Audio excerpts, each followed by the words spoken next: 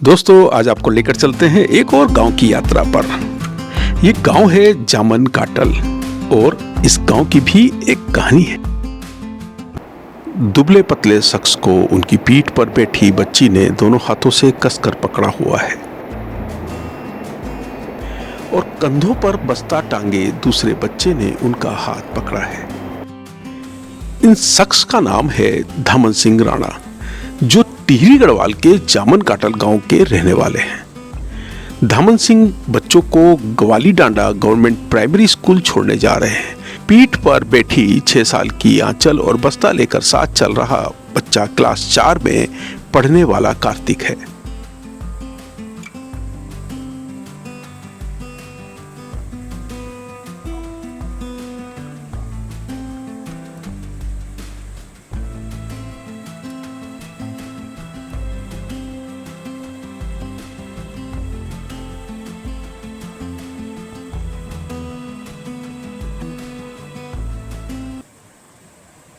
घर से चिपल्टी गांव तक आने में इनको पैदल ही 4 बार नदी पार करनी पड़ती है।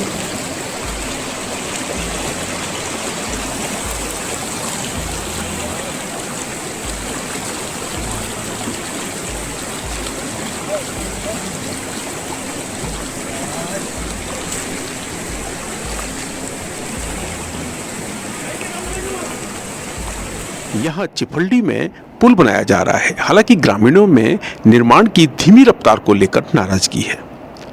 91 में पुल बना था, 1991 में हमने खुद काम किया, जिला परिषद से था, मैं टोल नायक था, सब कुछ पुल तैयार किया। वो भी साहब आप जब चले गया 22 को आइए।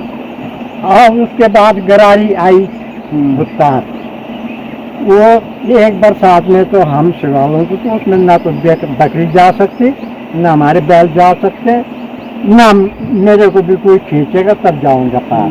नदी आ गई तो वो गरारी नीचे लटक रखी, उसकी फोटो ले जाइए। दूसरा कार्य वहाँ पर वो चल रहा है, वो मैंने कल देखा, वो भी ऐसे झुक रखा है नीचे। अगर मैं उसमें बैठ जाऊँ तो वो और नीचे हो जाएगा। उसको लेबल मिले में लेबल लगाए। टिहरी गढ़वाल का जामन काटल गांव उत्तराखंड की राजधानी देहरादून से लगभग 30 किलोमीटर की दूरी पर भी नहीं होगा।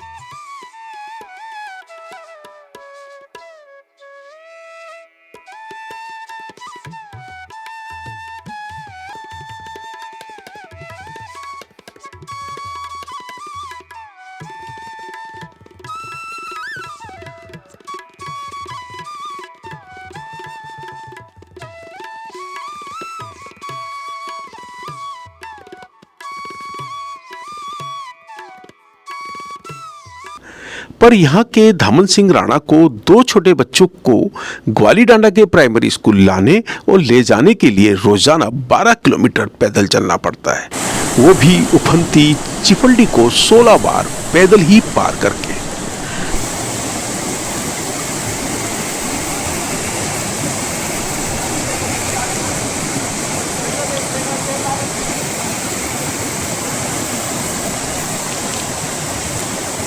आपदा के बाद से हालात इतने खराब हो गए कि धामन सिंह को नदी किनारे टूटे पहाड़ों के मलबे, जिसमें बड़ी चट्टानें और पत्थर हैं, पर बच्चों को लेकर साथ चलना पड़ रहा है।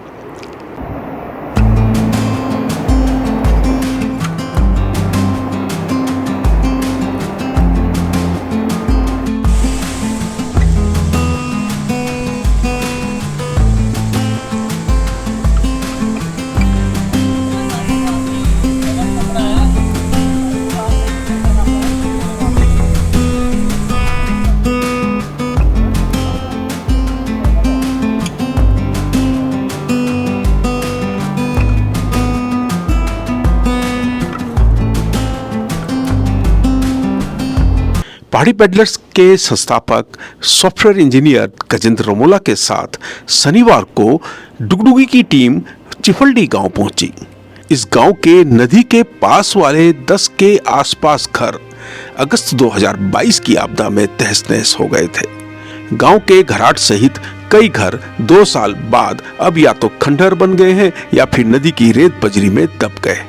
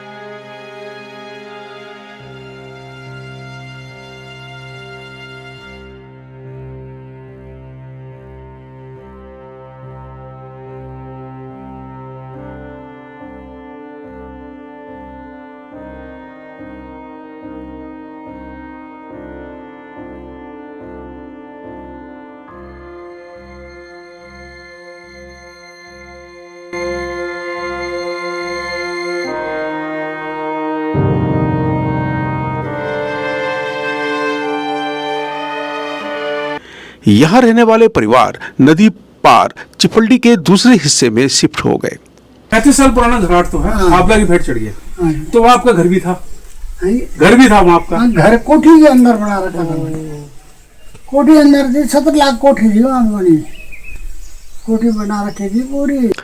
आपदा से पहले ग्वालीडांडा के प्राइमरी स्कूल और रगड़ गांव के इंटर कॉलेज जाने वाले बच्चे अब दुबड़ा और माल देवता के स्कूलों में जाते हैं।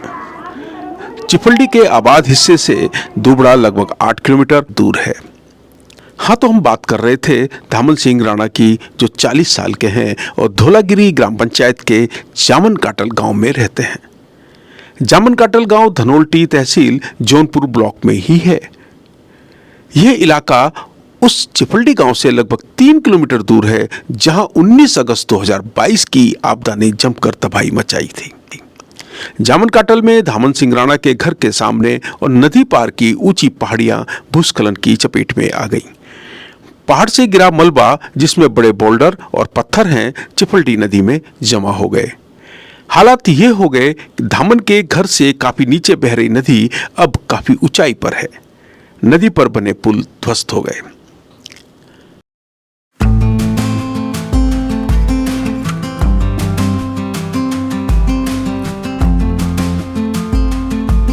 एक बार फिर धामन के बच्चों की स्कूल तक की पैदल यात्रा और उनके संघर्ष पर बात करते हैं। बच्चे को रूटीन होता है हमारा ना, जैसे सुबह खड़ा उठ के आदमी सुबह बच्चे तैयार किए, सुबह उनको छोड़ने जाता हूँ स्कूल तक। एक बेटी पीठ पे ले जाता हूँ, बेटे का हाथ पकड़ के ले जाता हूँ।